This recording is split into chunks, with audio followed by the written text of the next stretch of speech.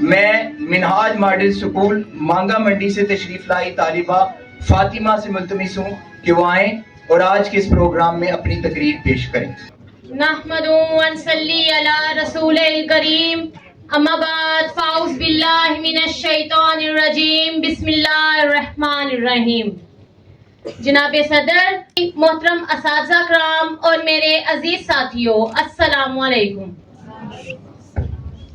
آج مجھے اس پروقار تقریب میں جس موضوع پر لب کشائی کرنے کا موقع ملا اس کا عنوان 9 نومبر ڈاکٹر علامہ محمد اقبال۔ منزل سے آگے بڑھ کر منزل تلاش کر، منزل سے آگے بڑھ کر منزل تلاش کر، مل جائے تجھ کو دریا تو سمندر تلاش کر۔ ہر شیشہ ٹوٹ جاتا ہے پتھر کی چوٹ سے، ہر شیشہ ٹوٹ جاتا ہے پتھر کی چوٹ سے، پتھر ہی ٹوٹ جائے وہ شیشہ تلاش کر۔ صدر علی وقار، اللہ تعالیٰ جب کسی قوم پر احسان کرتا ہے تو اسے اقبال جیسا مرد قلندر، عظیم مفکر اور مصور عطا کرتا ہے۔ اقبال جیسی عظیم ہستیاں مائیں ہزاروں سال بعد پیدا کرتی ہیں۔ ڈاکٹر علامہ محمد اقبال 9 نومبر 1877 کو سیالکوٹ میں پیدا ہوئے۔ اس روز اقبال نے نہیں بلکہ ایک ایسی عظیم شخصیت نے جنم لیا جو آج بھی ایک عظیم کردار کی حیثیت سے زندہ ہے۔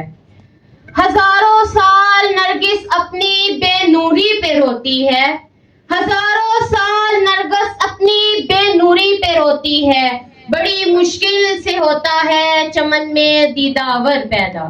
صدر ذی وقار، اقبال نے جس دور میں آنکھ کھولی وہ مسلمانوں کی بدحالی کا دور تھا۔ مسلمان جو کبھی جاہ و حشمت کے اعلیٰ عہدوں پر فائز تھے، غیر ملکیوں کی بربریت کا شکار ہو کر ظلم و ستم کی گہرائیوں میں گر چکے تھے۔ ان کی آزادی سلب کر لی گئی، مسلمان غلامی کی زنجیروں میں جکڑے ہوئے تھے اور انسانیت اندھیرے میں گم تھی۔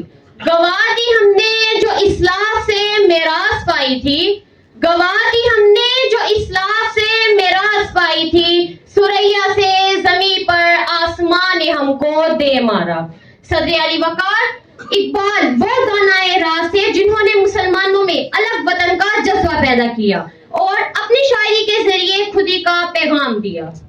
قائد اعظم کی بہادری نے اقبال کے تصور کو حقیقت میں بدل دیا۔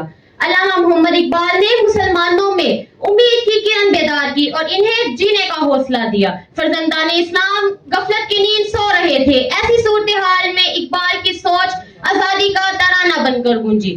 خودی کو کر بلند اتنا کہ ہر تقدیر سے پہلے، خودی کو کر بلند اتنا کہ ہر تقدیر سے پہلے، خدا بندے سے خود پوچھے بتا تیری رضا کیا ہے۔ جناب صدر، اگر مسلمانوں کو علامہ اقبال کی قیادت میسر نہ ہوتی تو ان میں الگ سرزمین حاصل کرنے کی سوچ کبھی جنم نہ لیتی۔ علامہ اقبال کے ارادے پختہ اور غیر متزلزل تھے۔ آپ کو نوجوانوں سے بہت امیدیں وابستہ تھی۔ آپ چاہتے تھے کہ نوجوان آگے بڑھیں اور ملت اسلامیہ کا حصول ہر صورت ممکن بنائیں۔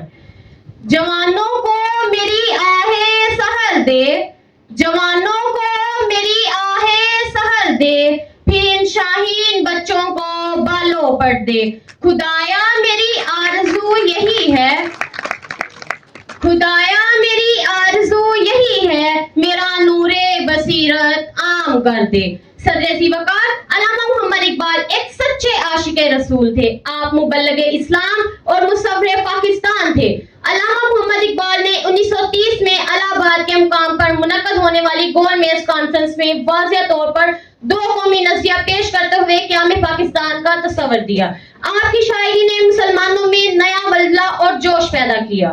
نہیں تیرا نشیمن قصرِ سلطانی کے گنبد پر، نہیں تیرا نشیمن قصرِ سلطانی کے گنبد پر، تو شاہی ہے بسیرا کر پہاڑوں کی چٹانوں پر۔ صدر علی وقار، علامہ محمد اقبال یہ چاہتے تھے کہ برِ صغیر کا ہر مسلمان ایمان کی تفسیر بن جائے۔ آپ نے مشرق اور مغرب کی تہذیب و تمدن کا موازنہ کیا۔ آخرکار اس نتیجے پر پہنچے کہ یورپ کی شان و شوکت عارضی ہے، ان کی چمک دمک وقتی ہے، جبکہ اسلام کی حقیقت لازوال اور دائمی ہے، اور اپنی قوم کو پیغام دیا کہ میرا طریق امیری نہیں فقیری ہے، मेरा तरीक अमीरी नहीं फकीरी है, खुद ही ना बेच गरीबी में नाम पैदा कर। उस कौम को शमशीर की हाजत नहीं रहती, उस कौम को शमशीर की हाजत नहीं रहती, हो जिसके जवानों की खुद ही सूरते फौलाद।